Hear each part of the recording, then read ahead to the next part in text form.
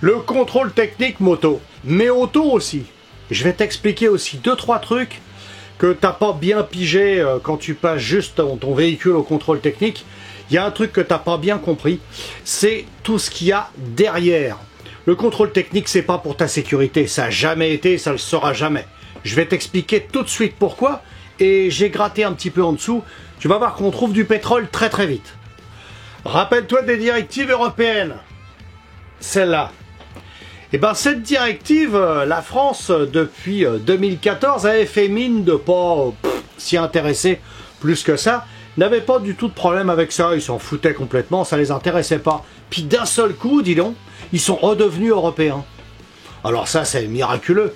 Mais non, c'est pas miraculeux. Et tu vas voir pourquoi ça a déclenché aussi le contrôle technique moto. Tu vas voir pourquoi et tous les avantages qu'ils en ont tirés.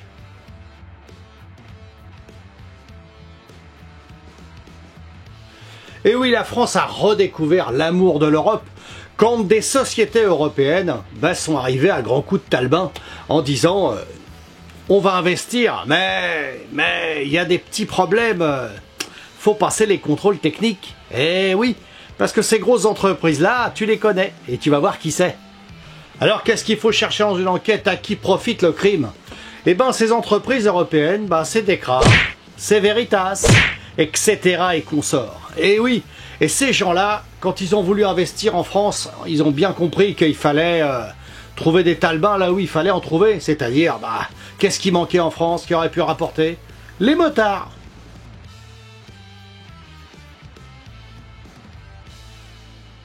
Mais pour ceux qui ne l'auraient pas compris, Decra et Veritas, et d'autres, ont participé eux directement aux normes qui vont contrôler ta bagnole et ta moto.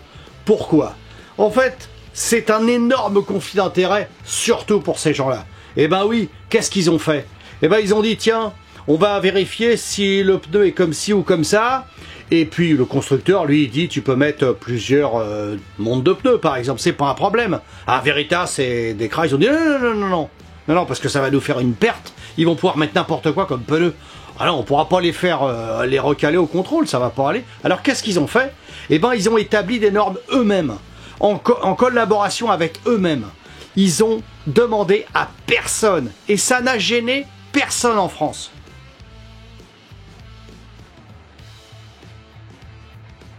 Et puis ils se sont intéressés en France à ce qui faisait chier les gens. Le bruit, machin, tout ça. Avant, ça passait relativement bien. Maintenant, bizarrement, c'est devenu partout. Et puis comme ils ont des contacts dans les médias, ils ont des contacts partout, et ben en fait, ils ont fait courir le bruit partout que la nuisance était le nouveau fléau. Il y a bien d'autres problèmes en France qu'il faudrait bien éradiquer.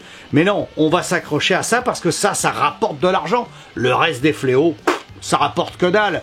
C'est de la sécurité nationale, on s'en fout, c'est pas intéressant et ça rapporte pas d'oseille. Donc on va s'intéresser aux nuisances qui font chier les Français, mais qui pourraient nous rapporter de l'argent. Eh ben oui.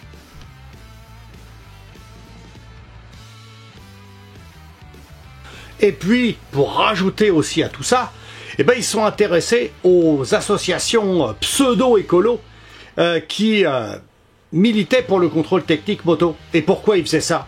Parce que Respire, Râle-Scoot et Paris sans voiture, ils touchent des subventions de l'État et de Paris, en plus.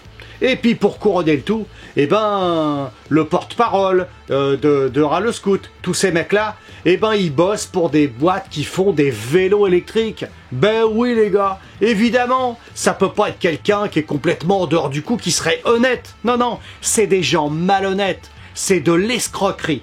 En fait, c'est faire sa propre publicité sur le dos des Français qui, eux, en ont marre du bruit, un petit peu, voilà, alors on va les faire monter en épingle, et au bout d'un moment, on va en faire quelque chose. Et crois pas que Decra, et puis tous les autres, ils n'ont pas contacté ces sociétés, ces associations, comme Râle-Scoot, Respire, Paris sans voiture. Non, bien sûr qu'ils les ont contactés. Ils se sont tous accordés en disant, on va encore pousser pour que ça passe. Et attention, ces associations gagnent peut-être pas beaucoup d'argent par les adhérents, puisque c'est 10 balles par adhérent, et ils gagnent 900, 1000 balles, je crois, un truc comme ça. Par contre, ils ont des 40 000 euros de subvention de la mairie de Paris pour continuer leurs conneries. Donc évidemment qu'ils sont télécommandés par la mairie d'Algo directement. Eh ben oui, c'est vachement plus facile. Et puis c'est comme ça qu'ils vont avancer. Donc, crois pas qu'ils sont honnêtes, crois pas qu'ils ont quelque chose à foutre de ta sécurité ou de bruit pour les Parisiens. Bah non, les Parisiens ils s'en foutent, ils ont pas de bagnole.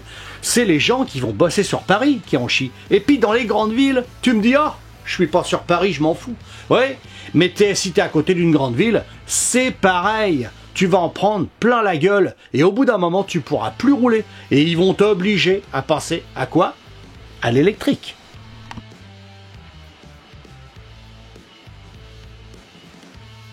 Et pendant ce temps-là, qui se frotte les mains? Eh ben les constructeurs automobiles. Eh ben oui, ils arrivent pas à les vendre, sortent leur putain de bagnole électrique. Alors qu'est-ce qu'ils font?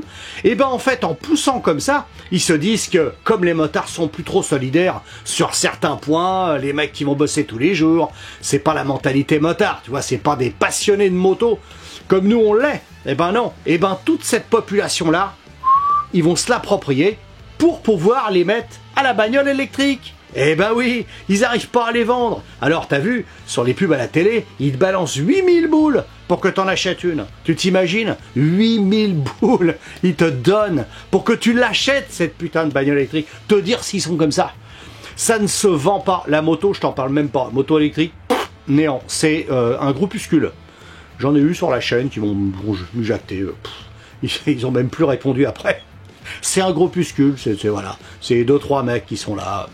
Ils sont pas beaucoup, hein. Ils me font pas bien peur. Par contre, les voitures électriques et les gros lobbies, alors ceux-là, ils font peur. Ceux-là, par contre, ils vont sortir du SUV gros comme la mort, lourd comme pas permis, qui bouffe du pneu, de la plaquette et tout, et que sais-je encore. Et puis après, à la destruction, ça pollue encore plus. C'est une arnaque monstrueuse. Mais comme ça va dans le sens des écolos, ben qu'est-ce qu'ils font? Eh ben ils en construisent, et ils en construisent, et ils en construisent encore. Et ils en ont tellement construit ben, qu'ils ne savent plus quoi foutre. Ford ne sait plus quoi foutre de ces bagnoles électriques. Hein. Il y a Hertz qui avait pris des Tesla de location, ils ont tout vendu. Rien, personne en voulait en location. Ils commencent à percuter que c'est pas le bon deal. Donc maintenant, il faut qu'ils les fourguent leurs bagnoles. Et ben qu'est-ce qu'ils vont faire avec les contrôles et les restrictions? Et ben ils vont empêcher les gens d'aller se diriger vers le thermique. Et puis comme ça, bah, ils pensent qu'on va aller acheter de l'électrique. Pour certains, c'est peut-être valable. Pour moi, je préfère plus rouler du tout.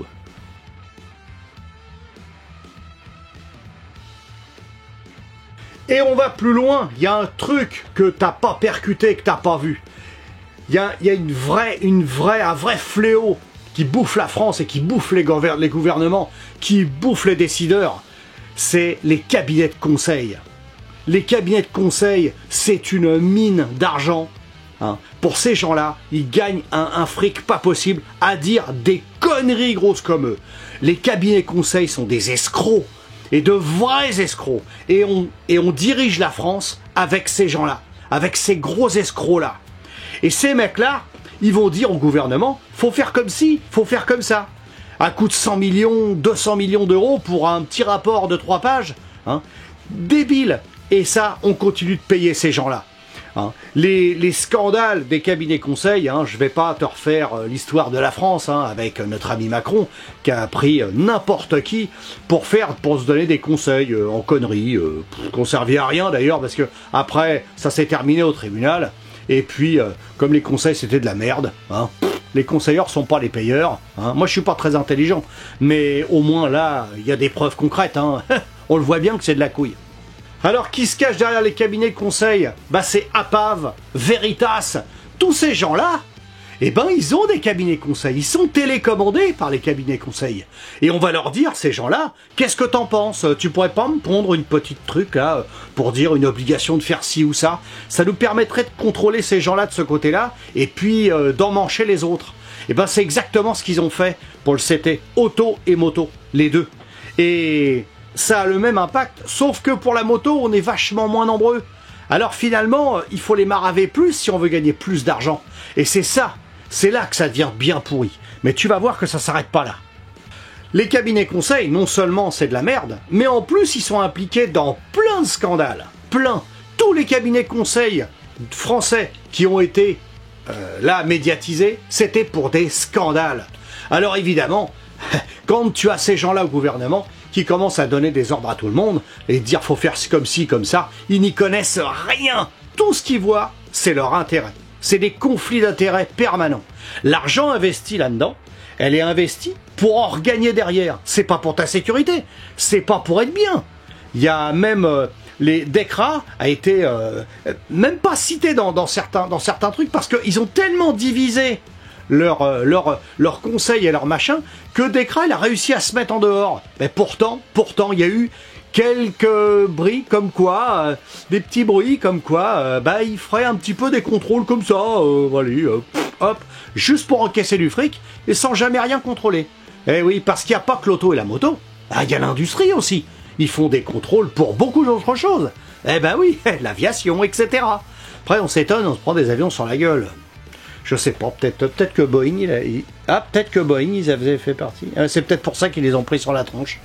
Parce que les mecs ne pensent qu'au pognon. Et résultat des courses, les contrôles sont mal faits, comme on les a en France, comme on les a dans l'auto, comme on les a dans le moto. Eh ben oui, on les a dans tous ces trucs-là. Et ils s'en foutent des normes. Les normes, c'est uniquement pour t'empêcher d'avoir le contrôle. Et puis tout ce que ça va leur rapporter quand tu vas venir en contre-visite. Parce que ça leur fait gagner de l'argent. Quand tu payes pour avoir ton contrôle, ça fait gagner de l'argent. Mais si tu reviens en contre-visite, mais mon vieux, mais c'est une mine.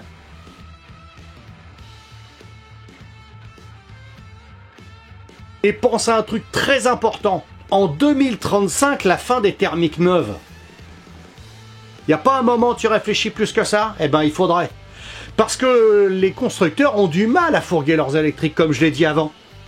Et là, en 2035, c'est la fin. Ouais. Qu'est-ce qu'ils vont contrôler si on arrête tout? Ben, plus rien. Donc, il faut que ça continue à rouler. Il faut que ça continue à polluer. Il faut que ça continue à passer en contre-visite. Parce que sinon, ils vont pas gagner d'argent. Ils vont se retrouver qu'avec des voitures électriques. Ça les intéresse pas. Ils ont bien pigé que ça allait continuer. Et tu vas voir que, grâce à ces gens-là, on va pouvoir pousser encore un peu plus loin les bagnoles thermiques et tout. On va refaire des pièces. Tu verras que ça va continuer à avancer. On en reparle. 2035, ça va venir très très vite. Hein, et on pourra en reparler. Mais je te garantis que ça va pas s'arrêter comme ça. Hein. Ensuite, il y a l'environnement lui-même. Il y a un ministère de l'environnement dans notre gouvernement, enfin dans notre gouvernement, ce qu'il en reste, parce que c'est un tel bordel qu'on ne sait plus. Et ben notre ministre de l'environnement, elle a des conflits d'intérêts dans des boîtes pétrolières. Oh ben non, faut pas faire ça, madame. Ben oui, elle est arrivée au gouvernement et tout de suite, à peine arrivée au gouvernement, elle avait déjà une casserole au cul. Oui, c'est elle là. Elle avait déjà une casserole au cul. Comme quoi, son père avait une société qui avait des parts dans des boîtes, la deuxième boîte pétrolière française. Celle-là. Et du coup, qu'est-ce qui se passe? Bah, tu vas faire des lois pour l'environnement alors que tu as des intérêts dans le pétrole? Putain, mais merde, putain, mais réfléchissez 2 secondes, on l'a vu à la télé 20 fois, elle se fait convoquer toutes les 5 minutes pour ça. Elle avait foutu ses gosses actionnaires majoritaires d'une société, s'il te plaît. Il y avait 2 gosses mineurs. Et tout ça, je te le donne en 1000. Tu vas voir, tu vas dire, je l'ai inventé, c'est pas possible, c'est de la politique fiction. Non, dans des paradis fiscaux. Non mais, directement, l'argent dans les paradis fiscaux. Mais oui, les boîtes, elles sont ouvertes là-bas, sous les palmiers, dans des paradis fiscaux. Mais merde, c'est le gouvernement quand même. Et ben ça, après, elle va gueuler, j'en ai marre qu'on me dise ça à chaque fois, elle dit. Bah tu m'étonnes, on va te le dire. Et puis avec une bonne tarte dans la gueule aussi, ce serait pas mal. Dans ton appart du 16e arrondissement, hein, vu sur les grandes avenues. Et oui, parce que il y a des ministres aussi qui ont des appartements de fonction donnés comme ça, gracieusement, hein. Ouais. Bah je crois que tu sais même pas ce qui se passe. En fait, comme ils préfèrent être chez eux, eh ben ils restent chez eux. Ils prennent pas les appartements de fonction. Mais ils touchent 6000 balles de plus par mois pour rester chez eux. Parce qu'ils prennent pas l'appartement de fonction. Elle est belle la vie, hein. Et là, après, on va me demander à moi de faire des économies. Tiens, tu vois celui-là? Et pour terminer, hein, le prochain qui sur les les commentaires me disent oh, le contrôle technique c'est bien, ça va limiter le bruit. Eh ben crois-moi qu'on va reparler de ça. Je vais faire une vidéo là-dessus sur les contrôles sonomètres. Et là, je pense qu'on va se marrer. Vraiment, on va se poiler. Tu vas voir que ça va être du foutage de gueule dans sa grande généralité. 70 décibels pour une moto, c'est énorme. En pleine ville, entre deux bâtiments, 70 décibels, le mec il dort pas. Eh ben oui, mais les voitures font pareil, toutes les voitures thermiques, hein. Elles font peut-être un peu moins, machin. Mais une moto, le moteur est à l'extérieur. Alors t'auras 70 décibels qui sortiront de l'échappement, mais t'en auras encore des décibels par le moteur qui est à l'extérieur. Et ben ces gens-là vont encore continuer à gueuler en disant que les motards font trop de bruit. Et pourtant, elles respectent les normes. 70 décibels, c'est la directive européenne, des normes européennes pour le bruit. Eh ben écoute là-dessus, mon ami motard, eh ben écoute, tu vas continuer à payer tes impôts comme moi-même. On va en prendre plein la gueule, et puis on va essayer de retrouver les 60 milliards perdus par l'État. Mais qu'est-ce qu'ils en ont foutu? Bah merde alors, qu'est-ce qu'ils ont foutu alors? C'est pas possible. Ils ont perdu tout le pognon de la TVA. Alors là, je ne sais pas où est-ce qu'ils l'ont perdu, peut-être sous le sabot d'un cheval au milieu de la cour de l'Élysée, je sais pas, j'en sais rien. En tout cas, on va en continuer à raquer. Alors, défends-toi au maximum. Hein. La magouille en France, tu sais, ça devient normal. Si tu magouilles pas, tu gagnes pas d'argent. Faut pas croire que Dassault, il est devenu milliardaire en étant honnête. Hein. Tu vois celui-là? Ça, il faut pas nous le faire croire de trop parce que là, c'est vraiment nous prendre pour des cons. À la semaine prochaine! Et bonne route! Et pas de bêtises, les gars. Hein. Attention.